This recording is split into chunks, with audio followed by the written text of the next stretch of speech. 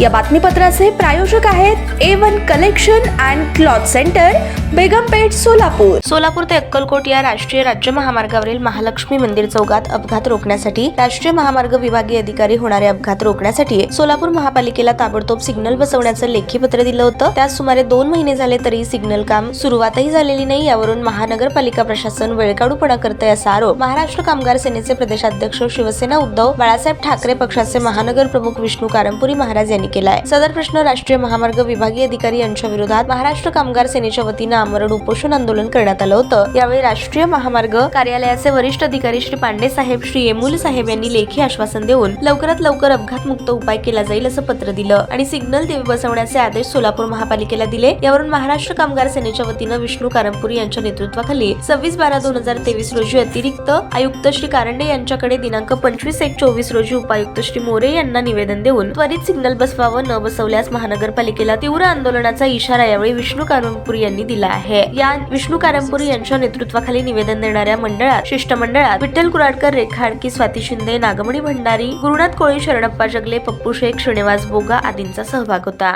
महाराष्ट्र सोलापूर ते अक्कलकोट या राष्ट्रीय महामार्ग व राज्यमार्ग महामार्गाच्या सोलापूर लगत महालक्ष्मी मंदिर आहे। त्या ठिकाणी जे महामार्ग नवीन बनवलं गेलं त्याच्या काही त्रुटीमुळं चौक निर्माण झाला आणि त्याचे अपघात वाढत आहेत। म्हणून अनेक महाराष्ट्र कामगार सेनेच्या वतीने आणि इतर संघटनेच्या लोकांनी सुद्धा त्या ठिकाणी आंदोलनं केले, परंतु या बाबतीमध्ये तिथं तात्पुरता जरी अपघातमुक्त चौक करावा अशा प्रकारची मागणी आमची आहे। त्या मागणीला राष्ट्रीय महामार्ग अधिकाऱ्यांनी मंजुरी दिली, तात्पुरता सिग्नल बसवावं असं महानगरपालिकेकडे त्यांनी सूचना केलेल्या, पत्र पाठवून शिफारस केलेल्या आहेत। त्या गोष्टीला 2 महिने होत आहेत।